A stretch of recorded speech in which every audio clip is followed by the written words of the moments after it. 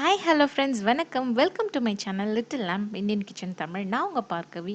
இன்றைக்கி நம்ம பார்க்க போகிற ரெசிபி இந்த சம்மருக்கு ஏற்ற ஜில்லுன்னு ஒரு குல்ஃபி தான் பார்க்க போகிறோம். இது பெரியவங்கலேருந்து சின்னவங்க வரைக்கும் எல்லாராலுமே ரொம்ப விரும்பப்படுறது, ரொம்ப ஹெல்த்தியானதும் கூட.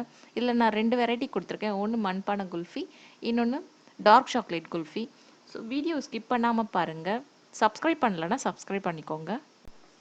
1/2 லிட்டர் பாலில் திக்காக காய்ச்சிக்கலாம். அது பாதியாக குறையிற வரைக்கும் நல்லா திக்காக காய்ச்சிக்கலாம். பால் நல்லா திக்கானதும் 1/4 ஸ்பூன் ஏலக்காய் பொடி, 10லேருந்து 15 குங்கும இதழ், ஆப்ஷனல் தான், இல்லைன்னா வேண்டாம். 1/4 கப்பு சர்க்கரை சேர்த்துக்கலாம். சேர்த்துக்கிட்டு சர்க்கரை நல்லா கரையிற மாதிரி கலந்து விட்டுக்கலாம். சர்க்கரை நல்லா மெல்ட் ஆகிடுச்சு.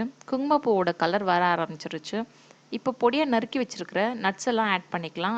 2 ஸ்பூன் பிஸ்தா, 2 ஸ்பூன் பாதாம், 2 ஸ்பூன் cashew நட் ஆட் பண்ணிக்கலாம். எல்லாத்தையும் ஒன்றா நல்லா கலந்து விட்டுக்கிட்டு லோ ஃப்ளேம்லேயே வச்சு குக் பண்ணிக்கலாம். அப்போ தான் அடிப்பிடிக்காமல் இருக்கும். இந்த மாதிரி திக்கான கன்சிஸ்டன்சி வர வரைக்கும் கைவிடாமல் அதை நல்லா மிக்ஸ் பண்ணிக்கிட்டே இருங்க. இப்போ கலர் மாறிடுச்சு. கரெக்டாக குல்ஃபி கன்சிஸ்டன்சிக்கு வந்துருச்சு.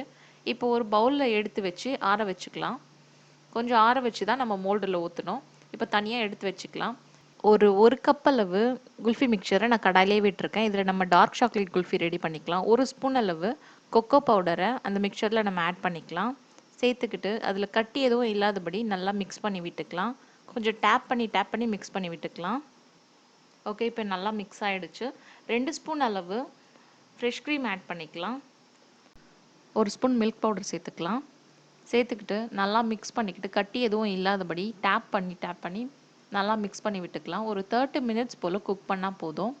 எடுத்து ஆற வச்சு மோல்டில் ஊற்றி நம்ம ஃப்ரீஸ் பண்ணிக்கலாம்.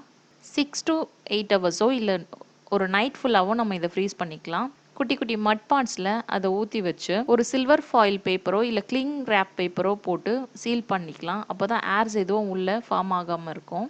இந்த மாதிரி டைட்டாக சீல் பண்ணிவிட்டு நடுவில் ஓட்டை போடுறதுக்காக ஒரு மெலிசான கத்தி வச்சு ஒரு ஓட்டை போட்டுக்கிட்டு நடுவில் ஐஸ்கிரீம் ஸ்டிக்கை சொருகிடணும். நல்லா ஃப்ரீஸ் பண்ணி எடுத்தோன்னா நம்மளோட ரொம்ப ஜில்லான ரொம்பவே ஹெல்தியான குல்ஃபி ரெடி.